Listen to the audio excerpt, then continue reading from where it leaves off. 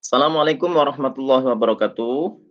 Waalaikumsalam warahmatullahi wabarakatuh. Bismillah, alhamdulillah. Wassalatu wassalamu ala rasulillah Sayyidina Muhammad ibn Abdillah wa ala alihi wa sahbihi wa mawalah min ba'dah. Sekalian, alhamdulillah pada kesempatan siang kali ini kita bisa jumpa kembali. Ini adalah merupakan pertemuan yang ke 3 dan 4 ya. Ini pertemuan 3 dan 4, oleh karena itu saya ingatkan kembali. Jadi setiap pertemuan itu ada 2 kali ya, 2 kali absen jenengan nanti, yang ketika di Google Classroom-nya jangan sampai lupa ya. Nanti di situ ada pertemuan 1, 2, 3 dan 4 gitu ya. Jadi 2 kali gitu ya. Oleh karena itu memang di dalam 1 kali pertemuan ini ada 2 jam, maka tentunya memang ini adalah merupakan perkuliahan yang sangat luar biasa dan sangat singkat gitu ya. Mestinya pertemuan berapa jam gitu kan. Gus, tolong dimut speaker-e. Dan Imam Ghazali, Masya Allah. Hadir. nggih. Imam Miki Ghazali ku pen gua Gus, miki Gus. Pen ngurupna bawang Gus. hadir. Oleh karena itu gini, nanti sistem yang kita ini nanti saya tidak secara keseluruhan ada di Google Meet gitu ya. Saya khawatir nanti kalau di Google Classroom secara keseluruhan juga nanti jenengan mungkin kuotanya cepat habis gitu ya. Dan memang selayaknya tidak secara keseluruhan ya, memang di Google Classroom itu paling enggak hanya beberapa menit gitu aja. Nanti kita di Google Classroom, baru nanti setelah kita ada di Google Classroom, mungkin nanti kita beralih kepada Google Classroom. Nah, nanti di situ nanti kita akan melakukan diskusi, interaksi di gitu ya, di form gitu dengan interaksi, sehingga nanti semua akan terekap ya. Jadi akan terekap di Google Classroom. Nah, ini menunjukkan bahwa masih aktif ya jenengan itu untuk melakukan perkuliahan ya. Lalu di akhir perkuliahan nanti saya selalu meminta untuk membuat resume gitu ya, membuat resume tentu tidak terlalu banyak ya, paling enggak 50 sampai 100 apa gitu ya, sehingga nanti ada hasil paling tidak seperti itu. Dan supaya itu juga nanti akan terekap di dalam Google Classroom ya. Terkait dengan waktu saya tidak akan membatasi ya, saya tidak akan membatasi, sudah saya berikan kelonggaran aja kepada penjenengan semua, karena mungkin ya saya paham lah, saya paham bahwa jenengan ini kan bukan orang yang anggur gitu ya, mungkin banyak kesibukan, banyak tugas-tugas gitu ya. Tentunya nanti mungkin tidak bisa dikerjakan setelah ini atau sekarang ini, mungkin nanti bisa dikerjakan nanti. Begitu juga di Google Classroom ya. Di Google Classroom saya juga tidak membatasi harus berapa menit gitu ya. Walaupun mungkin yang lain ada yang dibatasi mungkin 30 menit dari awal, ketika tidak masuk dianggap ya sudah tidak masuk gitu ya. Tapi saya tidak membatasi, mungkin batasannya sampai pada jam 11 kayaknya mungkin ya. Jam 11 malam ya. Jam 11 malam. Oleh karena itu barangkali kepada teman-teman yang sekiranya belum bisa hadir di Meet, mungkin bisa hadir di Google Classroom. Silakan nanti jam berapa saja dibuka Google Classroom-nya itu supaya bisa absen di situ ya. Jadi supaya nanti terekap gitu ya. Di samping memang di rekapan apa namanya, di rekapan siakatnya mungkin sudah saya drill gitu ya. Supaya ada kesinkronan ya. Ada kesinkronan antara yang disiakat tadi dengan yang di Google Classroom gitu ya. Nanti saya merasa tidak enak ketika misalnya di Syakatnya sudah saya grade gitu, ternyata di Google Classroom-nya ternyata nggak hadir kan. Nanti kan saya tidak enak sendiri. Oleh karena itu saya kasih bebasan, tidak saya batasi, mungkin batasannya sampai malam ya. Kalau nggak salah jam 11 mungkin ya, jam 11.30 atau jam 11 berapa gitu ya, batasannya itu. Nah, oleh karena itu nanti di dalam satu kali pertemuan itu ada 2 materi ya. Ada 2 materi karena perkuliahan ini kan mestinya kan 16 kali pertemuan, tapi dipersingkat menjadi 8 kali pertemuan. Oleh karena itu di dalam satu pertemuan itu ada 2 materi.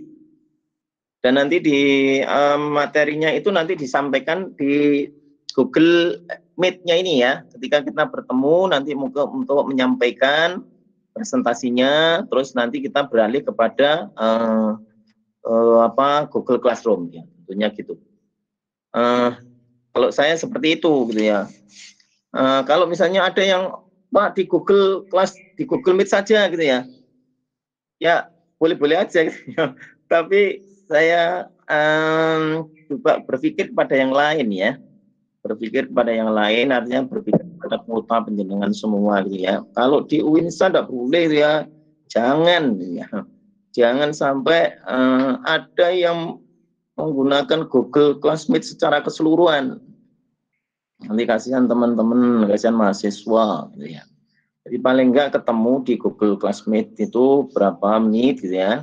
Baru nanti interaksinya, diskusinya di Google Classroom. Nah, di situ lebih enak sebenarnya ke interaksi di situ. Nanti jenengan bisa sambil ngopi, bisa sambil ngapain gitu ya.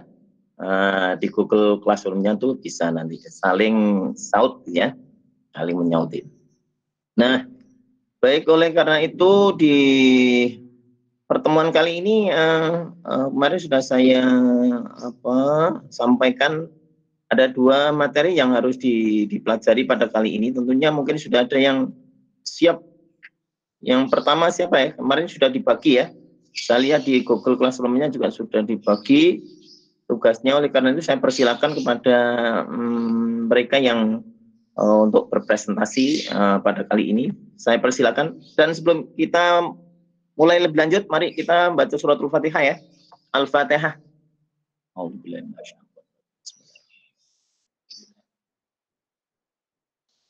Ya karena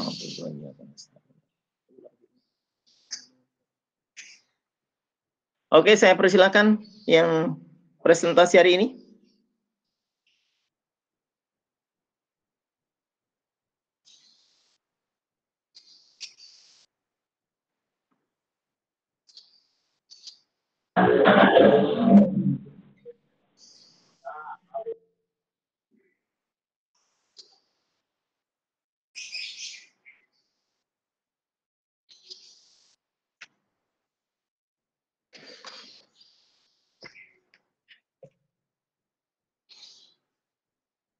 Monggo, siapa yang presentasi?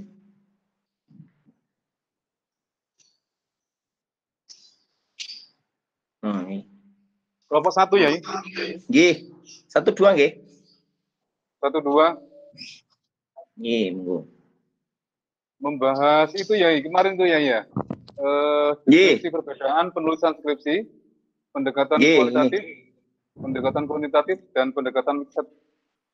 Nggih. Sudah kelihatan Pak presentasinya? Sudah, cuman belum tampil anunya. Ya baik. Kita meeting break ya. Cuk, rame-rame, Dek. Sudah ada.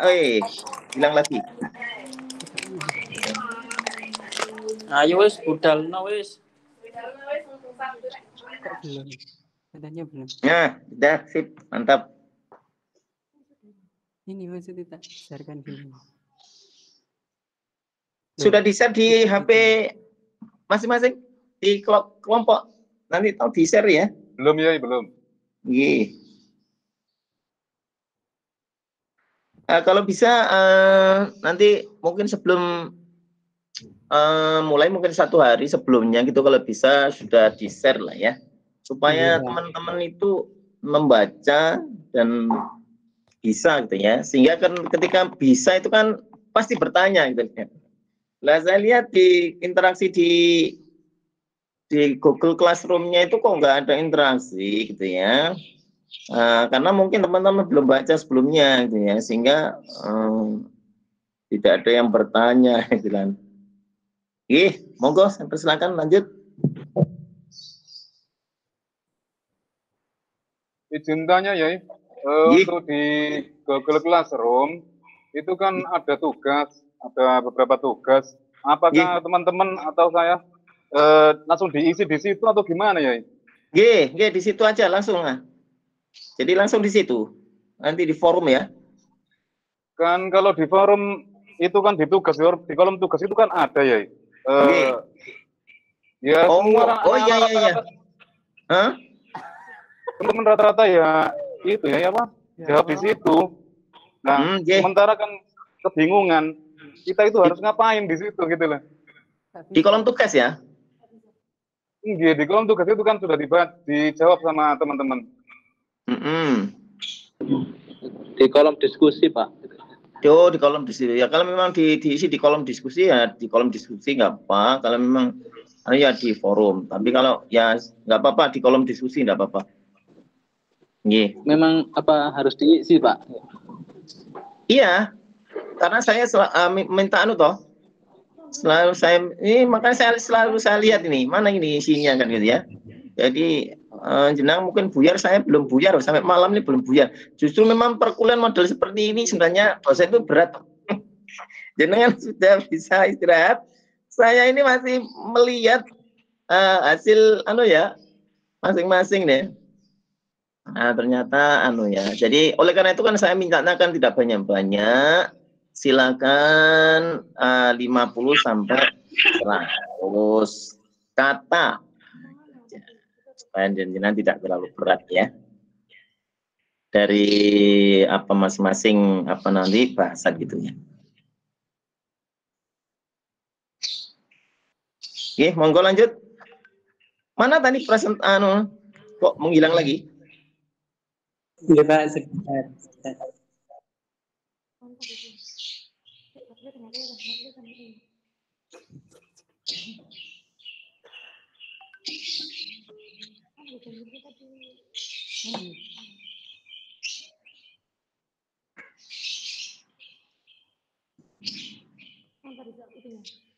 Download.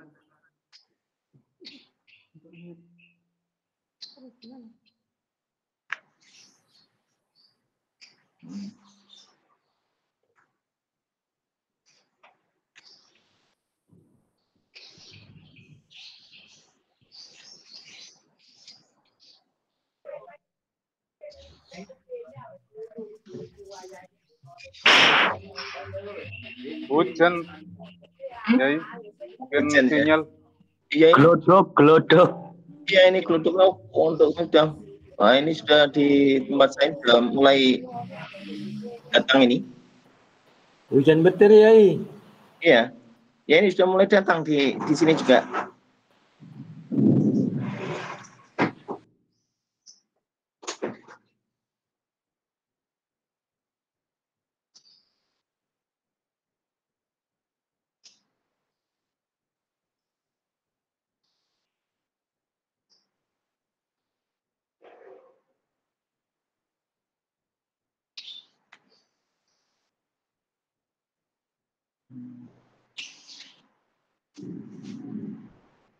Jaringan ya.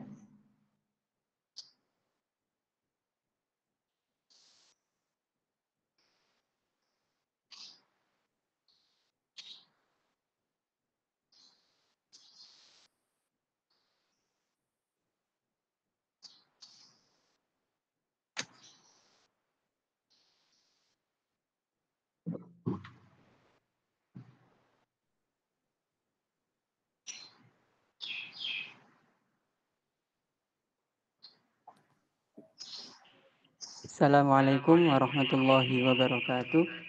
Waalaikumsalam warahmatullahi wabarakatuh. Waalaikumsalam warahmatullahi wabarakatuh. Bismillah, alhamdulillah, wassalatu wassalamu rasulillah.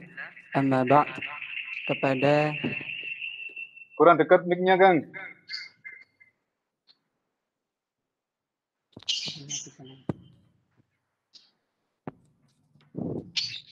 kepada yang kami hormati dosen pengampu mata kuliah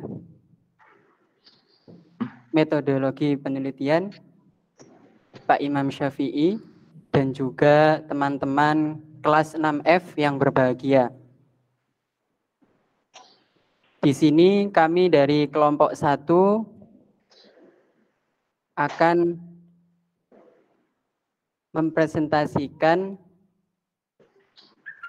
perbedaan penulisan karya ilmiah antara pendekatan kualitatif, kuantitatif, dan mix method. Sebelum nanti dilanjut materi disampaikan oleh Mas Anggis, saya perkenalkan dulu nama kelompoknya. Yang pertama Muhammad Muthohirin, yang kedua Ahmad Maimun Rosyid, yang ketiga Nurroni Akilul, yang keempat Anggis Mendi Saputra, yang kelima Ahmad Zainuri, yang keenam Abdul Wahab Syarobi, dan yang ketujuh saya sendiri Muhammad Riwahyu. Langsung saja untuk pembahasannya disampaikan oleh Mas Anggis. Kepadanya kami persilahkan.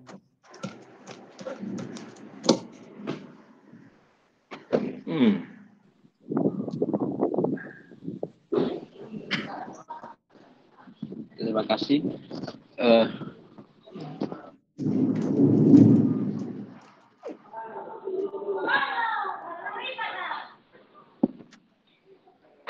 Di sini saya akan menjelaskan sedikit tentang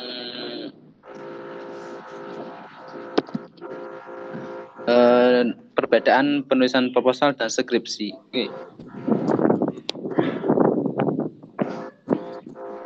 Bahwasanya proposal dan ya, bukan proposal dan skripsi, metode. Oh, metode. Oke, Pak. Oke. Metode pendekatan kualitatif. Penelitian kualitatif. Bahwasanya penelitian kualitatif adalah studi yang meneliti kualitas hubungan aktivitas,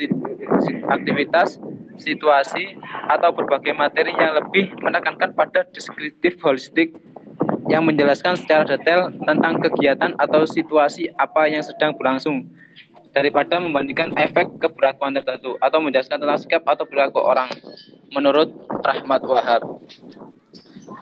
Sedangkan karakteristik penelitian kualitatif menurut Bagdan dan Biglen ya, dan juga Sugiono,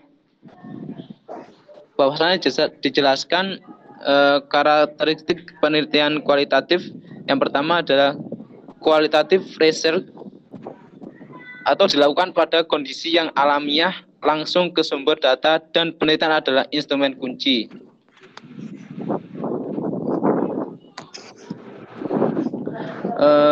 Penelitian kualitatif, metodologi penelitian kualitatif juga disebut dengan metodologi penelitian naturalistik karena penelitiannya dilakukan pada kondisi yang alamiah. Bisa juga disebut dengan metode etnografi. Kenapa dikatakan etnografi? Karena pada awalnya metode penelitian kualitatif ini lebih banyak digunakan untuk penelitian pada bidang antropologi, budaya, dan juga yang berhubungan dengan sosial, begitu. Dalam penelitian kualitatif terdapat juga instrumen-instrumennya. Yang pertama adalah instrumen yang paling penting di sini adalah orang atau orang itu sendiri. Untuk dapat menjadi instrumen, maka peneliti harus memiliki bakal teori dan wawasan yang sangat luas sehingga mampu menghasilkan sebuah analisis, pemotretan, dan mengkonstruksi situasi sosial yang diteliti menjadi lebih jelas dan bermakna. Selanjutnya langkah-langkah penelitian kualitatif. Menurut Sugiono, bahwasannya ada 3 tahap. Yang pertama adalah tahap deskripsi. Tahap deskripsi di sini memasuki situasi sosial, ada tempat, ada aktor, dan ada aktivitas. Yang kedua, tahap reduksi. Tahap reduksi ini menentukan fokus, yang mana memilih di antara yang telah dideskripsikan. Yang selanjutnya adalah tahap seleksi atau mengurai fokus menjadi komponen yang lebih rinci.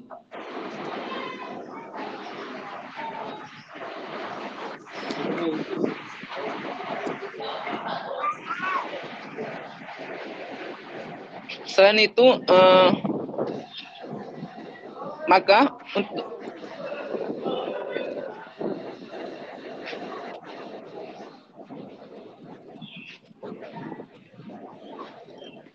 dalam penelitian kualitatif ini digunakan adalah analisis data yang dilakukan bersifat induktif berdasarkan fakta-fakta yang ditemukan di lapangan dan dikonstruksi menjadi hipotesis atau teori. Sedangkan objek penelitian kualitatif adalah seluruh bidang atau aspek kehidupan manusia, yang dimana manusia dan segala sesuatu dipengaruhi oleh manusia itu sendiri. Saya simpulkan bahwasanya penelitian kualitatif itu memiliki ciri-ciri atau karakteristik diantaranya menggunakan lingkungan alamiah. Mohon maaf. Yang diterangkan yang mana ini ya? Yang diterangkan yang mana? Yang di-share sama yang di PowerPoint itu enggak ada. Mohon maaf. Ini hanya sebagai tambahan, Pak. Tadi hanya sebagai tambahan. Saya tidak bisa mengacu pada PowerPoint-nya saja. Untuk apa ditampilkan kalau PowerPoint ditampilkan kalau tidak diterangkan? Baik. Oke. Saya terangkan. Selanjutnya penggunaan metode kualitatif. Oke. Penggunaan metode kualitatif. Iya, di sini ada beberapa alasan.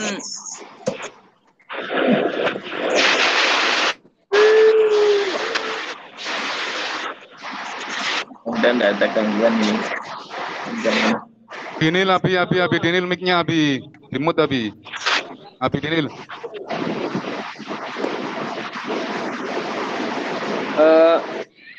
Ada beberapa alasan mengapa kita harus menggunakan metode kualitatif.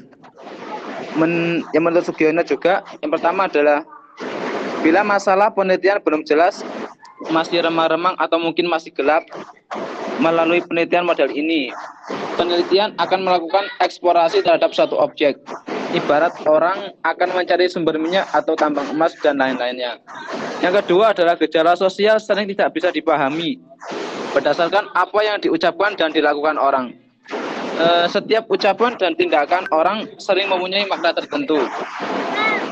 Data untuk mencari makna dari setiap perbuatan tersebut hanya cocok diteliti dengan metode kualitatif melalui teknik wawancara yang mendalam dan observasi serta dokumentasi. Yang ketiga, memahami interaksi sosial. Dan yang keempat adalah untuk mengembangkan teori melalui data diperoleh di lapangan. Yang kelima, untuk memastikan kebenaran data melalui teknik pengumpulan data secara gabungan, maka kepastian data akan lebih terjamin. Yang keenam, meneliti sejarah perkembangan, termasuk sejarah perkembangan seorang tokoh atau masyarakat akan dapat dilacak melalui metode kualitatif. Mungkin hanya itu yang saya sampaikan. Untuk selanjutnya, metode penelitian kuantitatif akan disampaikan oleh teman saya, yakni Ahmad Zainuri. Monggo pada Ahmad Zainuri.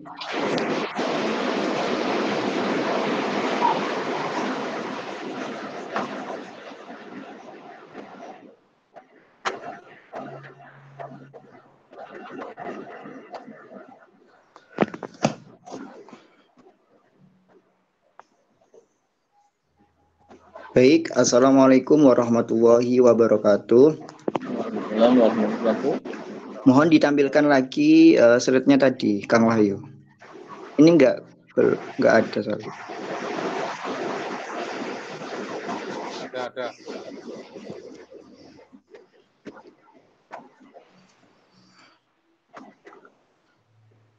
Sudah, Mas. Masih belum ada, masih belum muncul. Muncul pen klik kan itu kan, pen klik.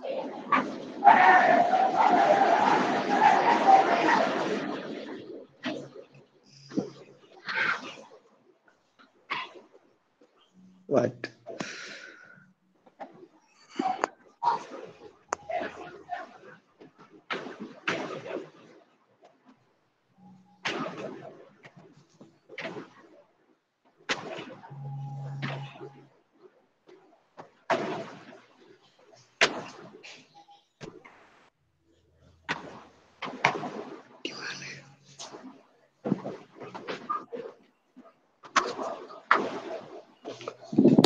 Monggo mempersingkat maksud itu mungkin bisa disampaikan oleh teman saya Ahmad Mamun Rosid barangkali. Monggo.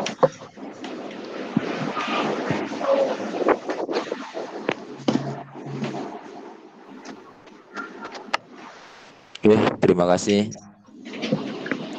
Ya, saya melanjutkan akan menerangkan tentang metode penelitian kuantitatif. Pengertian metode penelitian kuantitatif menurut Robert dan Moyer dalam Given adalah pendekatan-pendekatan terhadap kajian empiris untuk mengumpulkan, menganalisa, dan menampilkan data dalam bentuk numerik daripada naratif. Oh my God. Penelitian kuantitatif sering dipandang sebagai antitesa atau lawan dari penelitian kualitatif. Walau sebenarnya perbedaan kuantitatif tersebut agak menyesatkan. Dan Moyer beralasan banyak peneliti kuantitatif tertarik mempelajari aspek-aspek kualitatif dari fenomena. Mereka melakukan kuantifikasi gradasi berkualitas menjadi skala-skala numerik yang memungkinkan analisis statistik.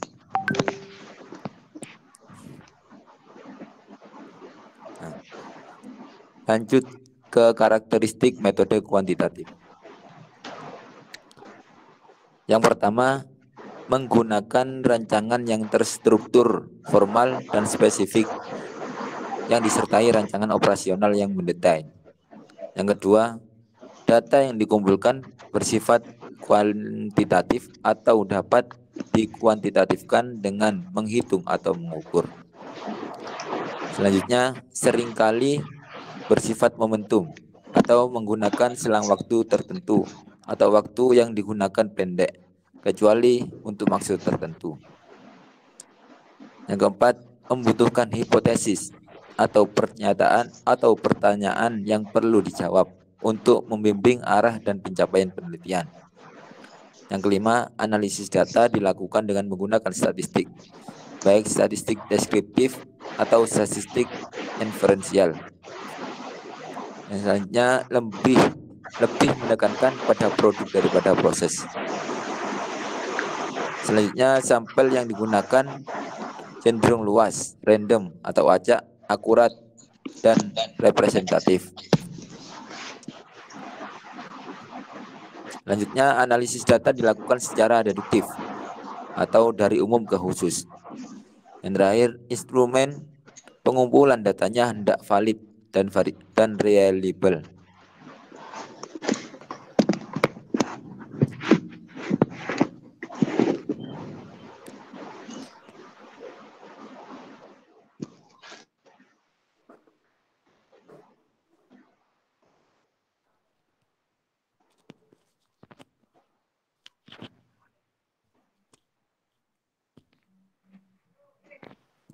Langkah-langkah penelitian kuantitatif.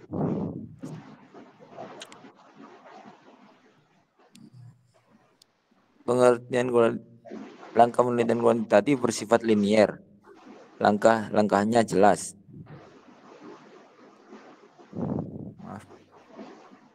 Proses penelitian kuantitatif secara ringkas adalah sebagai berikut. Pertama, merumuskan permasalahan.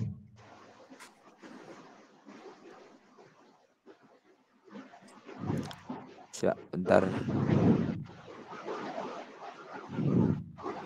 Yang kedua,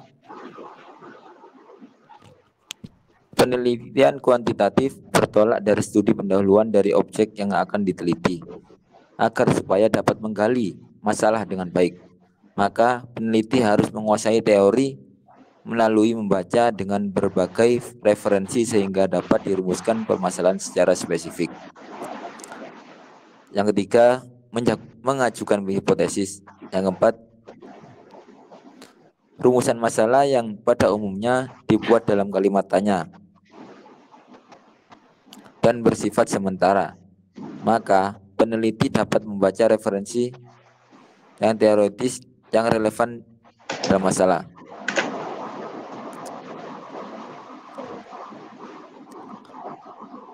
Yang kelima, menentukan metode pendekatan penelitian. Yang keenam, untuk menguji hipotesis, peneliti dapat memilih metode, strategi, pendekatan, atau desain yang sesuai. Pertimbangan pemilihan metode diutamakan berdasarkan tingkat ketelitian data dan konsistensi yang diinginkan. Pertimbangan praktis adalah tersedianya dana, waktu, dan kemudahan yang lain. Metode yang digunakan antara lain metode survei, ex post facto, eksperimen, evaluasi and research, policy research.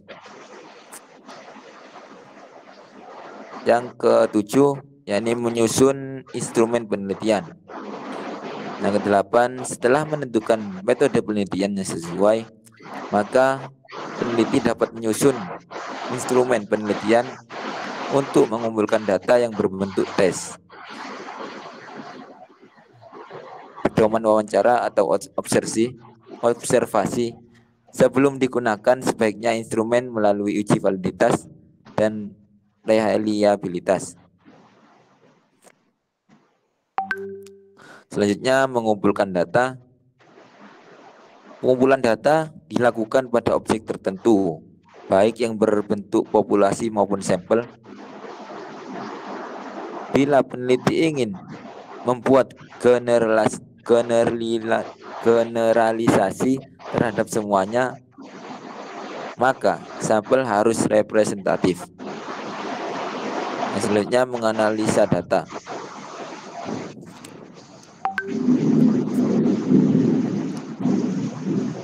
Tahapan selanjutnya adalah menganalisa data untuk menjawab rumusan masalah dan menguji hipotesis dengan teknik statistik tertentu.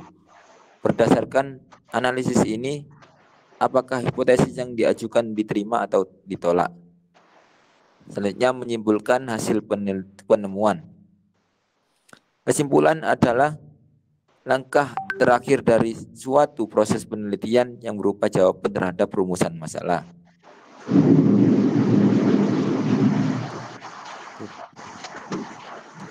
Nah, ini selanjutnya akan menjelaskan tentang penggunaan penelitian kuantitatif.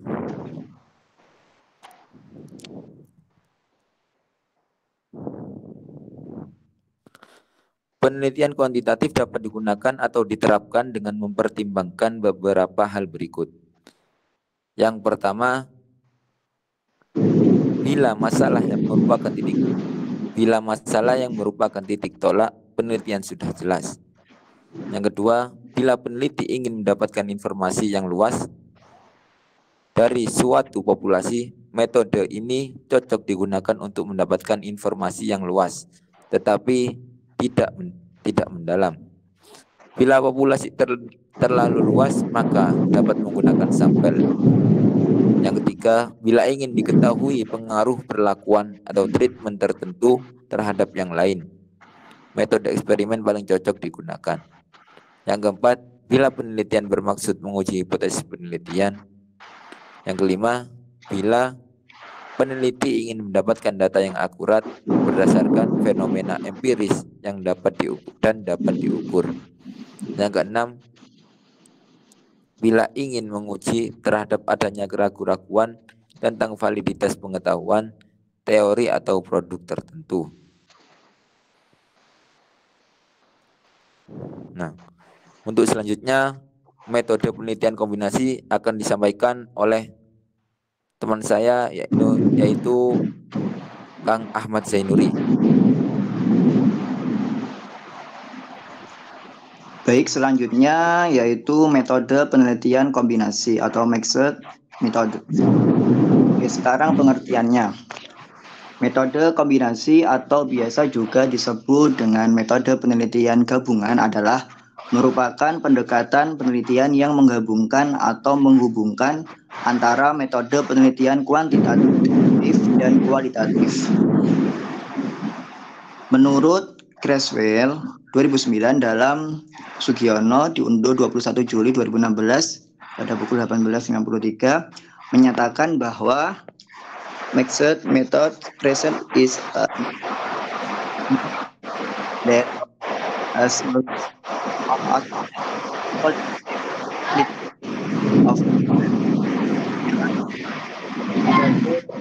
adalah merupakan pendekatan penelitian yang menggabungkan atau menghubungkan metode penelitian kuantitatif dan kualitatif. Selanjutnya ada beberapa karakteristik. Tadi mixed method, menggabungkan. Yang pertama, dasar atau alasan dan penelitian. Ada dasarnya ataupun ada polanya, ada desain untuk meneliti sebuah. Yang kedua, pengumpulan data kuantitatif dan kualitatif. Ada pengumpulan data. Kemudian ada yang ketiga, ada prioritas. Yang diprioritaskan itu apa? Untuk melakukan penelitian. Kemudian yang keempat ada urutan atau langkah-langkah bagaimana penelitian itu bisa digabungkan.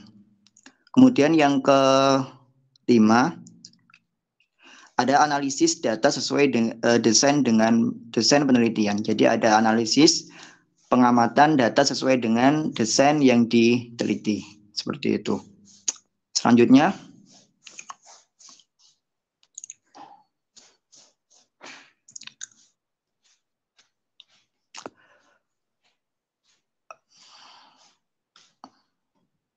nah, di sini ada langkah-langkah untuk menyusun mix metode atau metode penggabungan tadi ya.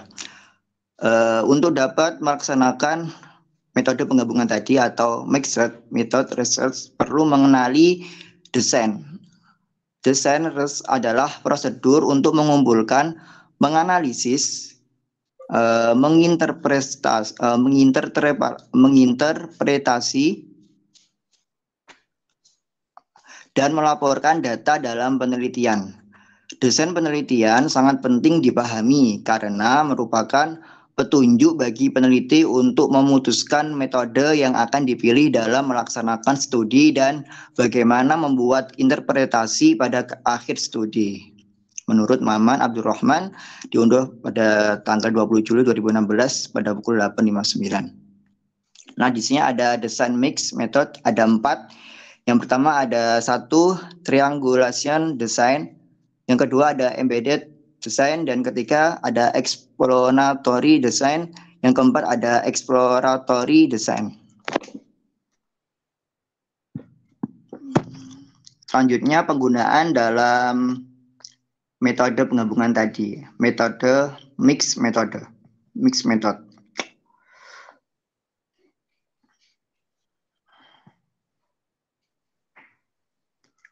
Baik, dalam Sugiono 2013 ada beberapa catatan yang perlu diperhatikan apabila ingin menerapkan metode kombinasi, yaitu sebagai berikut.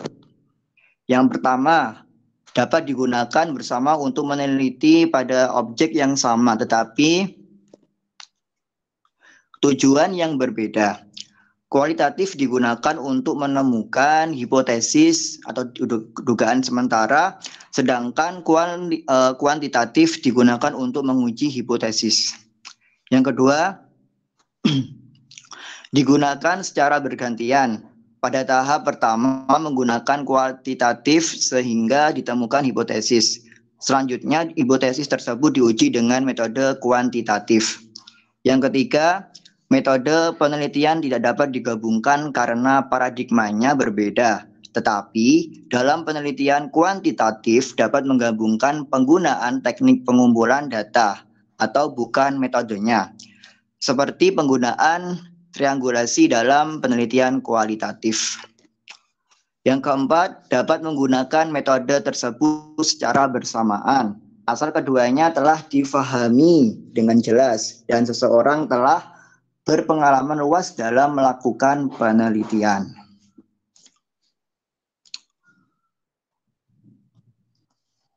Baik, selanjutnya. Pak dosen keluar, Pak dosen ya? Iya mungkin, Pak. Keluar. Ini Wahyu juga keluar. Pak dosen keluar.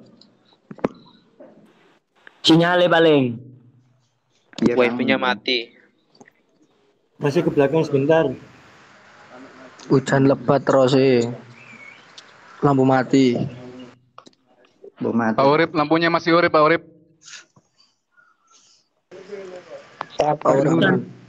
Udan kabeh iki paling. Suaranya nggak jelas, wae. Udan kabeh.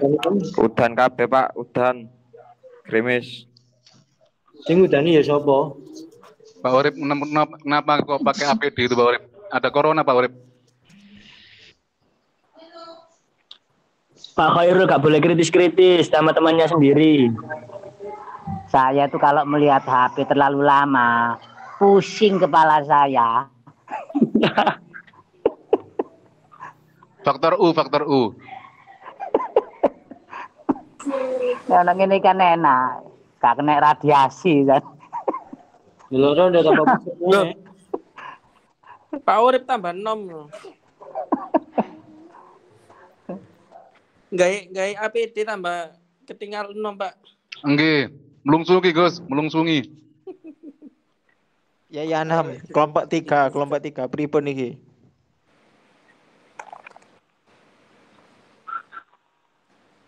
Siap, Gus, lanjut di WA, Gus. Oke, lanjut di WA, siap. pertemuan yang akan datang. Pertemuan yang akan datang, bukan sekarang. Siap.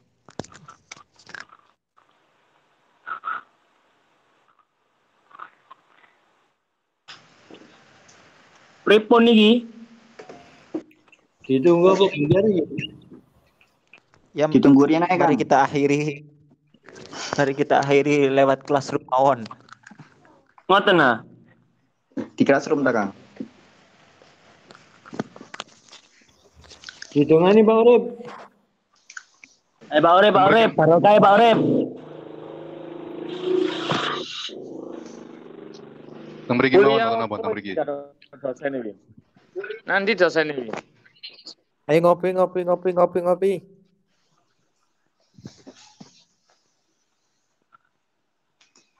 Sobek. Riwayat. Lanjut. Kang Zen di absen, Kang Zen. Gimana, Kak? Pak? Pen absen. Saya Khairul Anam Di absen gimana? Kan Pak Imam dulu toh, Pak. Ya nanti pen serahkan gitu loh. Saya Ayo, absen ayo, hadir. Ahmad Sapir situ. Yang di absen yang ditutup. Saya Khairul Anam. Maksud saya gitu, sampai SS dari tadi, Gus, mestinya. Dosennya medal. Aduh. Mungkin Kang Anggis bisa menutup. Gus Imam. Dalam Pak Nam. Ngemi apa ben iku ngemi apa? Ngemi apa ngemi? Mimi. Gini daring ini Pak Nam.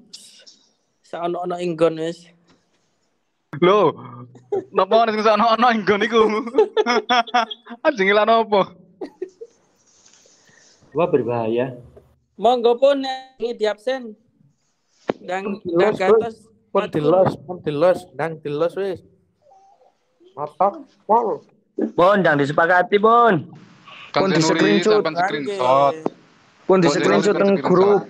Sampun teng grup, Pak. Tadi itu ada 35. Sampun sudah 35. Buyar. Sampun sudah. Tadi itu ada 35, sekarang 28. Buyar demo. Nggih.